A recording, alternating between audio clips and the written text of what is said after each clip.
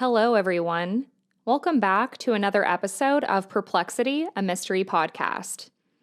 As always, I am your host, Kaydra, and if you are new here, welcome.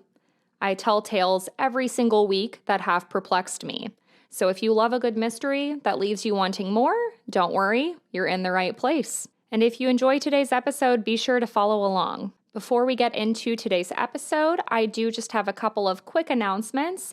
First of all, on Patreon, I am still releasing lots of bonus content, creepy stories from the internet, personal stories, and also documentary coverage. The Hell Camp documentary coverage is now out. And in February, I'm going to be covering the Daughters of the Cult documentary. So if you are just so perplexed and you need more and more mysteries and you want to support the show, you can join the Patreon for just $3 a month.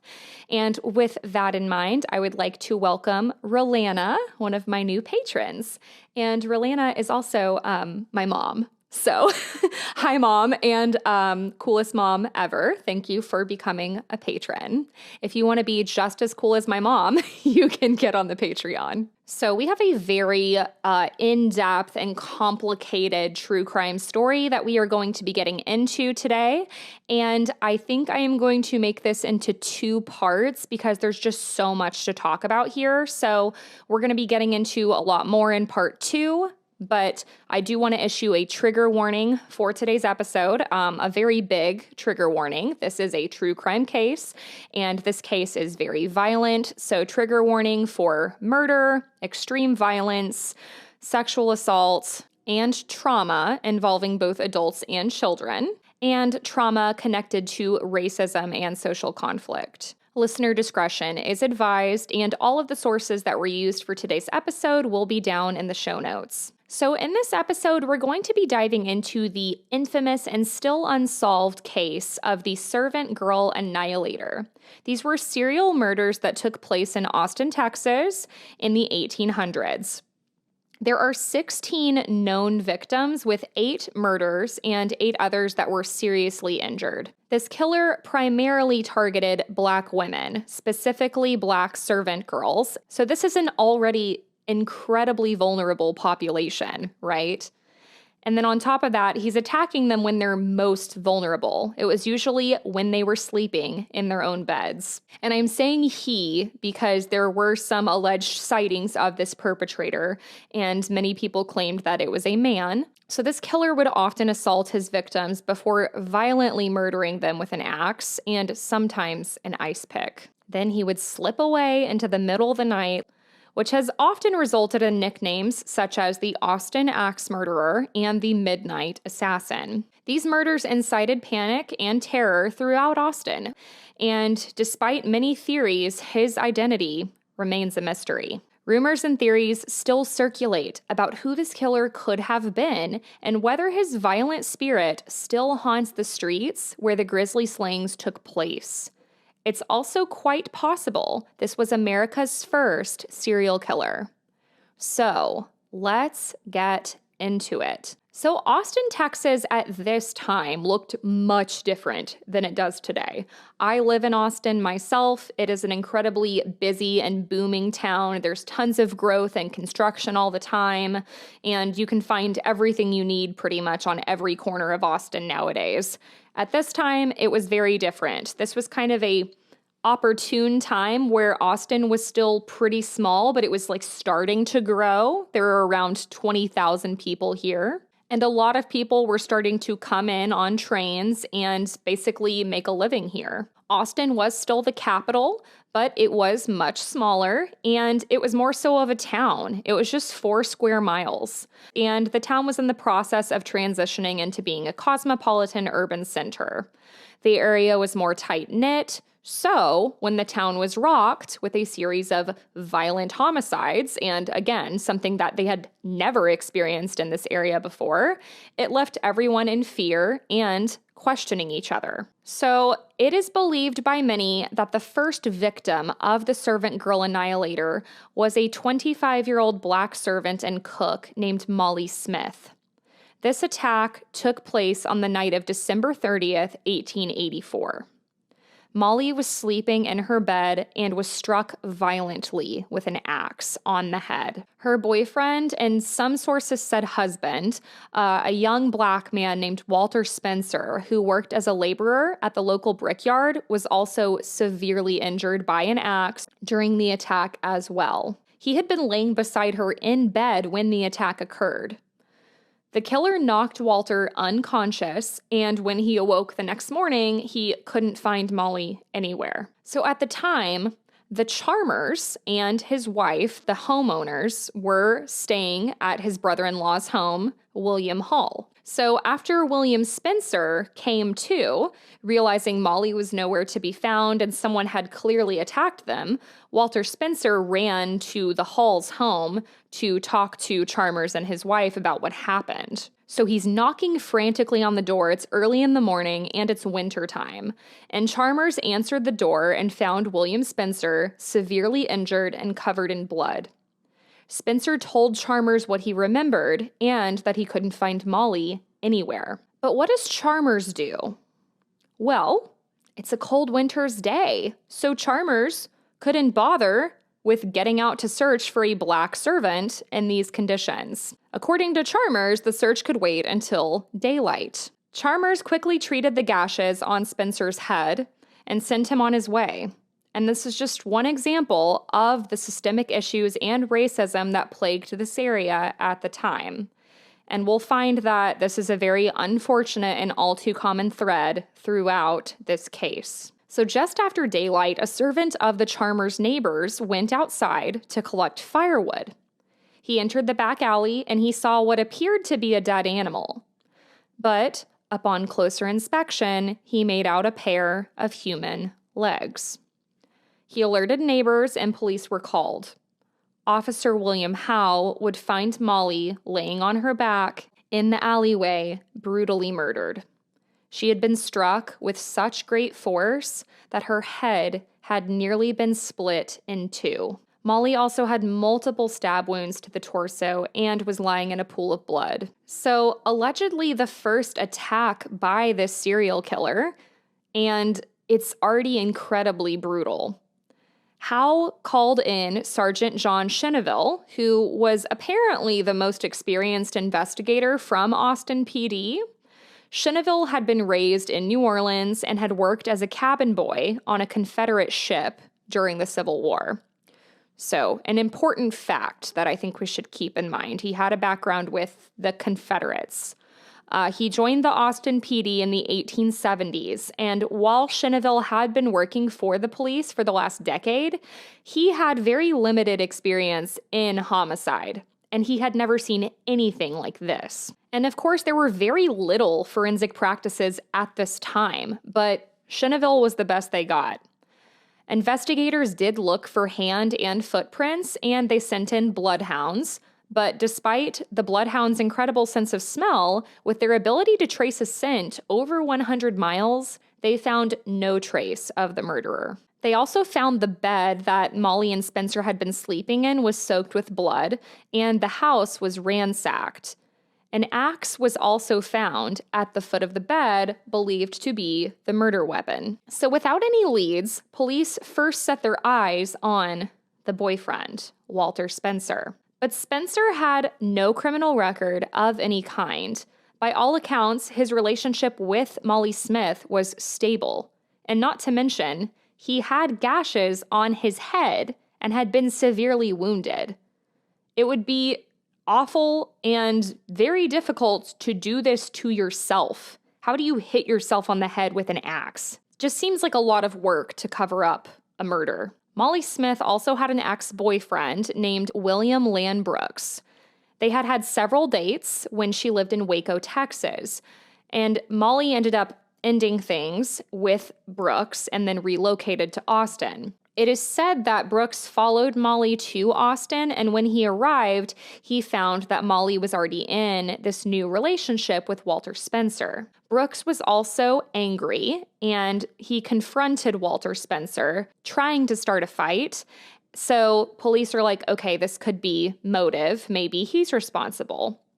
And Cheneville did track down Brooks, But he found that Brooks was dating someone new, and after questioning Brooks, he had an alibi. On the night of the murder, he had been at a dance all evening at Sand Hill, which was a meeting hall that was just 2 miles away from the attack.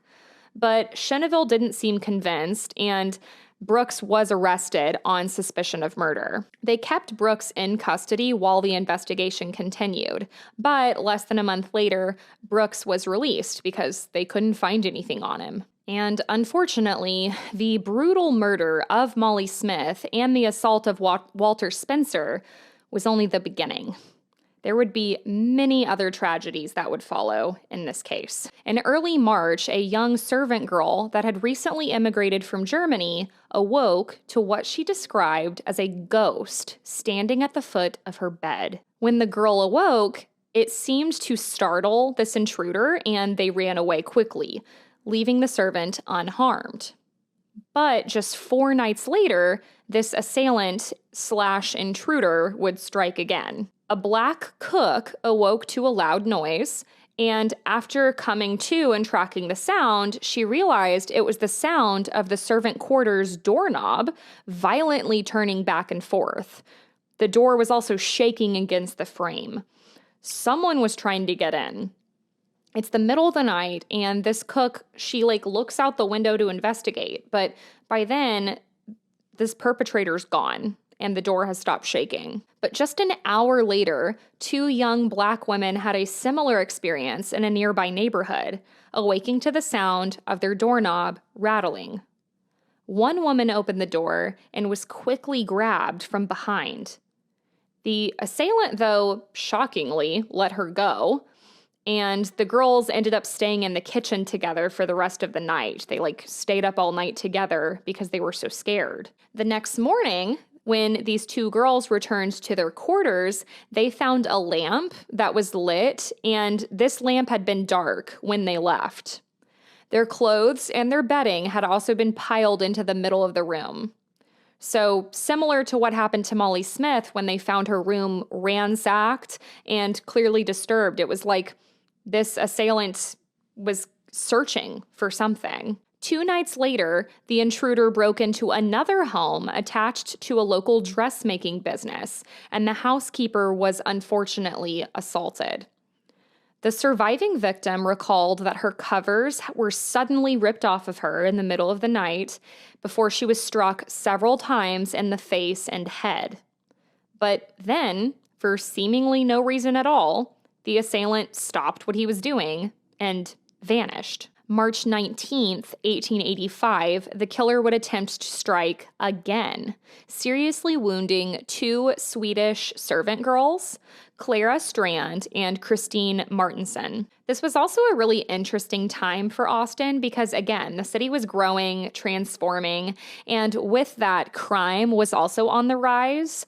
There had been an increase in break-ins and petty thefts, but despite this influx in crime, this police force was very small, and compacting murder on top of this was just too much for them. So there's this murderer/creeper on the loose, petty crimes on the rise, and this small, inexperienced police force is left to do it all.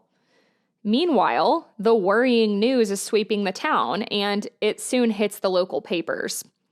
According to the Unsolved Murders Parcast, the police's prevailing theory at this time is that these attacks were being perpetuated by a group of, their words, bad blacks, specifically young black men. They were like, there's a gang of black men out to get everybody. Really? That's the best you got? Okay. In 1885, Austin had approximately 3,500 black citizens, which was about 1/5 of their population. This area was predominantly white, with a lot of businessmen and a lot of successful and wealthy families. Police's rationale for this ridiculous and racist theory was that many of their black citizens worked as servants. You know, when slavery had been quote-unquote abolished, but white people found a way to keep it going by paying black people less and giving them the jobs that no white person would take. And as a result, many black Austin citizens lived as cooks, maids, and servants to white people. They lived in servants' quarters in their employers' backyards, the exact kind of dwellings that the attacks had occurred in. So Austin newspapers basically were like, this must be a Black person that is like a servant or lower class because they're going into these familiar areas, quote unquote. Frequently publishing white residents' complaints about Black residents. So racism was very much alive and vocal during this time without fear of consequence. And to really put things into perspective here, and to take a quote from a local Austin article published in 1885, quote, "There's no telling if they are permitted to idle about a town of this size, what they will do finally." And by they, they're referring to Black people. So they go on to say, there's no doubt, but they will resort to theft. And then it is then but a small step to murder, end quote. Just ridiculous. Now, a couple of the victims had claimed that their attacker appeared to be a Black man, but no one was able to get a good look at them. And also, don't get me started on the inaccuracies of our memory and facial recognition. None of these victims were certain about who they saw, but this seemed to be nothing more than a convenient and racist scapegoat. Overall, the victims' recall was all over the place. There were other victims that reported that they saw a white man attacking them. There were some people saying that this person appeared to be wearing blackface. And there were a couple of other victims that said they were attacked by a quote-unquote yellow man. So, reports all over the board. And then, of course, police are like, okay, who do we look for? What do we do with this? The German servant girl that was attacked, who awoke to the ghost at the foot of her bed, also claimed she saw a white man. So just a lot of back and forth on who was responsible for this, but the general consensus was it was a man. Nevertheless, the predominantly white city leaders couldn't wrap their heads around a white man being responsible for this. And therefore, this led to the arrest of hundreds of Black citizens. Mayor John Robertson and the city aldermen debated about what should be done. Police also felt that their force was much too small in number to adequately secure the city. At the time of the attacks, Austin PD only had 12 employees, and only 4 of them were patrolling at night. But due to budget concerns, the city leaders rejected the police's request to hire more officers. So what did they do instead? They hired a white male vigilante group to patrol the white neighborhoods. Earning $2 a night, it didn't take long for them to start racking up more convenient suspects. 2 Black men were quickly arrested by Cheneville, both of whom pled their innocence. The arrests went nowhere, and eventually police were forced to let the men go, similar to what happened to William Spencer, Molly's boyfriend. The vigilante group, though, continued to patrol the neighborhood from the end of March 1885 to April 27th, 1885. And during that time, the neighborhood was quiet, so it's like this killer knew when to take breaks. But just 2 nights after this vigilante group disbanded, the attacks would start back up again. A German servant girl was grabbed from her bed and thrown to the floor in the middle of the night. Later the same evening, a man broke into a cook's quarters and threatened to kill a woman, grabbing her from her bed and holding a razor to her throat. But the intruder was startled away when a cook and another woman returned to the home. And this time, they got a better look at this intruder. And very interesting, they insisted that this attacker was wearing a woman's dress. It was a man, but wearing a woman's dress. Don't really know what to make of that. So the Austin community just continues to be in a full panic. Everybody's gossiping and flipping out. And understandably, servants began refusing to work in homes distant from town at nighttime. There was also this curfew set up, is my understanding, and they started lighting up all the street lamps at night so that there was tons of lighting. Armed patrolmen were walking the streets looking for any signs of suspicious activity. And when new people would come into town, police would interrogate them and be like, why are you here? What's your business here? And if they didn't like their answer, they would order them to get out of the town. So a lot of hysteria going on. There was also a substantial reward for $2,000 that was offered by the mayor and the city council to find the killer, with little result. Residents were very scared to walk alone at night, and a lot of people started purchasing weapons to protect themselves in case they were confronted by this killer. 5 more arrests were quickly made by Cheneville and his men, and these men were brutally interrogated and chained to the floor. Once again, all of these men insisted that they were innocent, and these arrests went nowhere. They had to let them go.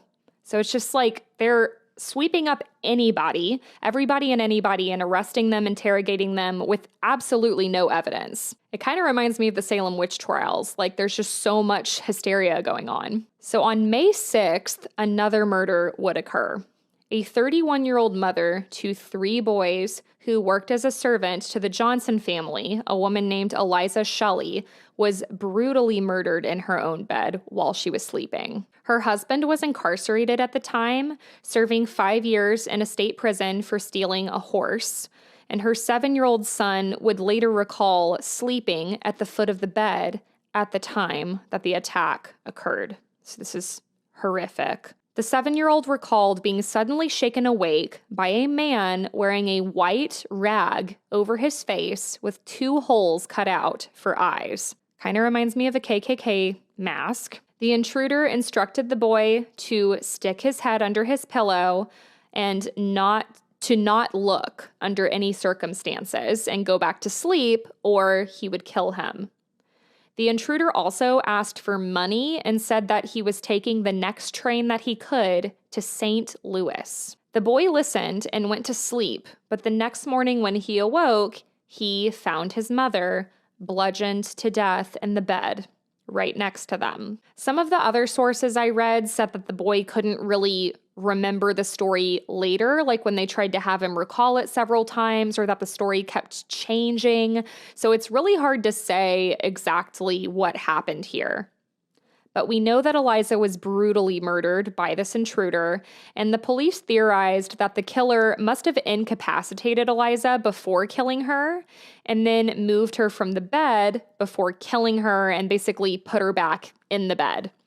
So it's like he knocked her out, dragged her out of the bed, did whatever, killed her, and put her back. She had severe axe wounds to the head, dozens of stab wounds down her body, and an ice pick had been jabbed between her eyes. And this was Eliza's quarters, so she also had trunks and chests in the room of her belongings and her clothes. And police found that her trunks had been knocked over and ransacked. But police and myself are starting to find this ransacking business very confusing. If this killer is down on money, why are you ransacking and looking for belongings in servants' quarters? Why not go right across the hall and kill the wealthy homeowners and take what they have? So there's a theory with that comes up later that we'll talk about. But keep that in mind. So once again, police searched the scene for clues. They brought out their bloodhound dogs, but the only thing that they found were large, barefoot human tracks just outside of Eliza's cabin. Soon, police arrested a teenager named Andrew Williams, who was found without shoes and lived nearby. Andrew was described, and again, their words, not mine, as being half-witted, so he must have had some type of intellectual disability, or maybe just a very limited education. Additionally, his foot size was not accurate to the footprints that were found at the scene, but it's just they found the first nearby barefoot black man and were like, oh, this must be him. Just stupid. And meanwhile, this theory of a bad black gang, again, using air quotes, being responsible for these murders continued to circulate throughout the papers and all over the town. And meanwhile, some of the African American community here and practitioners of voodoo had a different theory. Some of them believed that the killer was a white man who had magical powers, which allowed him to be invisible, which would explain why none of the neighborhood dogs outside ever raised an alarm. Elderly residents also gave the servant women charms to carry with them as protection from who they called the evil one. Women would barricade their doors at night with furniture. Just no one felt safe. Just 5 days after Eliza Shelley's murder, Detective Cheneville got word from an informant that a young black man named Ike Plummer had a brief romantic fling with Eliza earlier that year while her husband was incarcerated. On the day of the murder, Ike Plummer passed by the Johnson home asking Eliza to loan him money. Plummer was quickly arrested by Cheneville. They saw him as a suspect. He did have a criminal record, but it was for vagrancy, and no one else could corroborate this story about him coming by and asking for money. No evidence was found at his home, and his footprints were not a match to the ones found outside of Eliza's cabin. So again, another lead, another dead end. 2 weeks later, on the evening of May 22nd, 1885, the Servant Girl Annihilator would claim a third victim. This was a cook named Irene, and Robert Wireman, a shoemaker, would run outside after hearing a commotion, and he found his cook, Irene Cross, laying on the ground with a large horizontal wound across her head. It appeared that the killer had attempted to, trigger warning, this is horrible, scalp her. So her head had been severely wounded.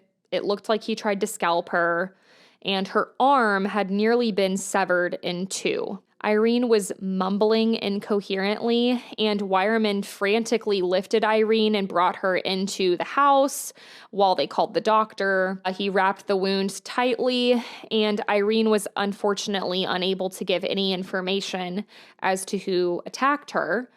And on May 25th, Irene would succumb to her injuries. Irene's 12-year-old nephew would later tell police that he awoke in the servant's cabin to see a man that night with a knife. The man told the nephew that he wouldn't hurt him and ordered him to remain quiet. The man then entered Irene's room and after just a couple of minutes ran out of the cabin door. When the boy was asked to describe the attacker, he reported, and I feel this is important to use the exact wording here, so I'm going to, big, chunky Negro. Brown wide brimmed hat, ragged coat, blue shirt, and black pants rolled up over his bare feet and ankles. So this 12-year-old boy allegedly makes this extremely accurate description in a nearly total dark room. There was very, very minimal light, and he only saw him for a few seconds. How could he get such a complete description? Had police fed him what to say? Allegedly. So once again, this would prompt Cheneville to make several more arrests, and the racial tensions in this area would continue to grow. And like I mentioned earlier, black male residents, when they would walk around at night, they would often walk with their arms and their hands out to show that they meant no harm. One of the other things that they would do is they would also often cover themselves in what was called, and I don't know if I'm saying this right, but asafoetida, something like that. It was this mixture made from tree roots, vegetables, herbs, and spices, and this was said to throw off their scent and confuse bloodhounds. So basically, black men were worried that these bloodhounds would maybe just smell them walking around the town, and then this allegedly racist police force would just take their scent and go to their house and be like, oh, you did this, even though they were nowhere near the scene of the crime. Does that make sense? So they were just trying to do these things to protect themselves.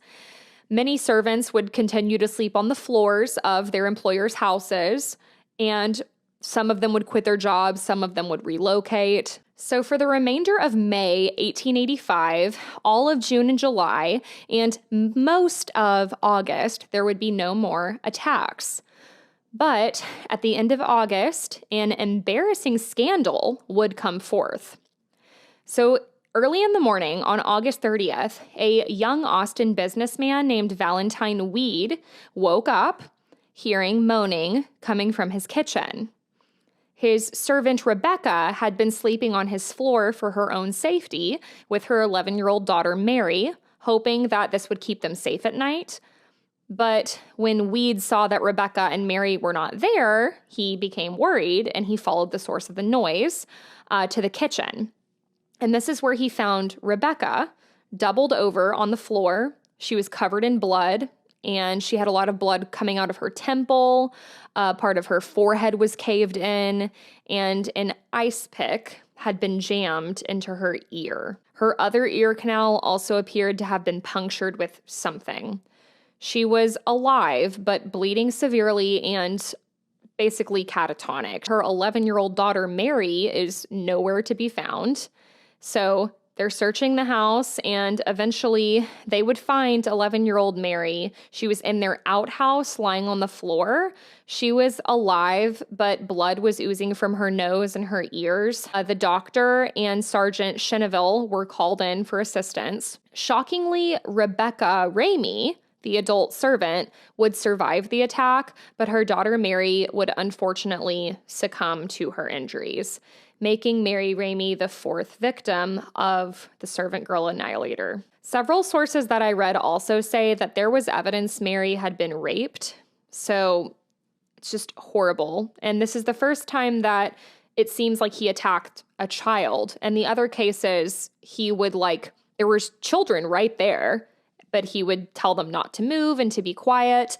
But I will say, this seems like the first time that a little girl was there, whereas the other times it was sons, little boys. So, one of my theories is that this guy just hated women, hated girls. So maybe that's why he chose to attack this one child. Police did find, once again, a set of barefoot human prints. This was near the outhouse. And a black homeless man known by locals as River Bottom Tom was arrested, which, come on, we don't have any better name for this man. Tom maintained his innocence, and once again, police had nothing to go on, so eventually they had to let him go. And meanwhile, the Austin election is coming up. Mayor Robertson had worries for his reputation and for the reputation of the town. How is he dealing with all of this? How is he making sure that police are staying on top of this investigation? So Mayor Robertson decides at this point that it was finally time to call in more police and outside help. So Robertson called the Noble Commercial Detective Agency. They were based out of Houston. And this is where this scandal that I mentioned earlier starts to come into play. So this agency was owned by a former sheriff named C.M. Noble and John Morris, a former marshal of the Houston Police Department. The Noble agency promoted themselves as being an affiliate of Pinkerton, which is pretty well known. You may have heard of Pinkerton. Pinkerton was a private, well-known agency based out of Chicago, and they were known for catching big-time criminals like Jesse James, for example. But despite these claims of being connected to the Pinkertons, this was not true. They had no contact with the Pinkertons. They were basically just trying to gain notoriety and drum up business. But Mayor Robinson didn't know this. A former New Orleans police captain, Mike Hennessy, was one of the employees for Noble, and he agreed to help Austin and help Mayor Robertson with this case. Hennessy was paid $10 a day, which was quite a bit at the time, and arrived September 9th with 2 assistants.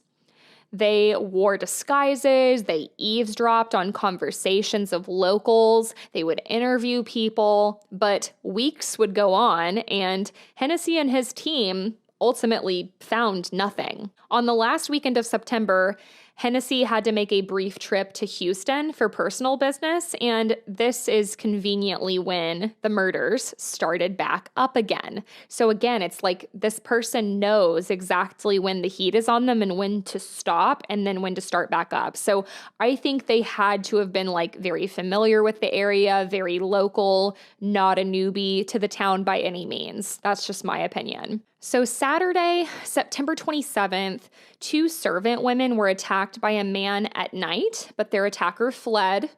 But just 2 days later, September 29th, the killer would strike again. W.B. Dunham awoke to the sound of muffled cries from his servants' quarters, where his cook, Gracie Vance, and her boyfriend, Orange Washington, had been sleeping. At first, Dunham thought that the couple was arguing. He heard like this commotion in there, but eventually the commotion went out into the yard and it was getting louder. So he grabbed his pistol and went out to investigate. And this is where he would find a young woman, Lucinda Body, who was a young servant girl who had been staying in their servant quarters. She had a head wound. She was bleeding, but she was okay. And Dunham, along with his next door neighbor, would then enter the servant quarters. And this is where they would find the body of Orange Washington. He was lying face down on the floor in a pool of blood with a bloody axe beside him. And barely alive, lying on her side, was Patsy Gibson, another servant who had been staying there. She was also bleeding from a head wound. And some of the sources I read also said that Lucinda Body and Patsy Gibson were sexually assaulted by the perpetrator. And meanwhile, there was no sign of Gracie Vance. Nobody knows where she is. So they're searching all around the property, and eventually they would find Gracie's body. Gracie was lying on the ground, soaked in blood, with a brick beside her, covered in blood and gore. So this is where we start to see like weapons of opportunity, like just grabbing whatever's in sight and using it to murder these poor victims. Gracie had been beaten so severely and she was hardly recognizable. The doctor that later examined her corpse would describe her face as being like jelly. So just extremely vicious, brutal attack. And strangely, police would find a beautiful silver-faced watch wrapped around Gracie's wrist, and the watch had no blood on it, no scratch marks or damage. While police were on the scene, they also spotted somebody fleeing from the Dunham property. So they ordered this person, stop where you are, halt. They fired several shots at them, but they were unsuccessful at capturing this perpetrator. So once again, the Servant Girl Annihilator would slip into the night. Police later determined that all 4 occupants of the servants' quarters had been attacked with an axe, and then they also theorized that perhaps then they had carried Gracie outside, or maybe she fled and the perpetrator went after her and then finished her off with that weapon of opportunity, the brick, outside. The killer had clearly escalated at this point, too. This is the other thing we need to think about. They went from attacking 1, maybe 2 people to attacking 4 people at once in the middle of the night with the male homeowner just down the hall. And one of the people that this perpetrator attacked was also a man, Orange Washington. So it's like the attacks are getting more and more brutal, more and more fearless. More confidence is clearly, building in this asshole. What are the police to do now? They have 4 victims here, 2 that are dead, 2 that were sexually assaulted and brutally physically harmed. And the only big clue that they had to go on was this silver watch. Police would find that this watch did not belong to Gracie Vance. So whose was it? We'll talk about that more in part 2. In part 2, we'll also talk more about the trials in this case and theories as to who could have been the Servant Girl Annihilator. We'll also talk about some alleged modern day paranormal activity that goes on in these areas of Austin. So before we wrap up today's episode, I do have a listener story. I just released an episode recently about twin telepathy and doppelgangers. And then I got a message from one of my patrons, Scott, saying that he has had a doppelganger experience. So I wanted to read this.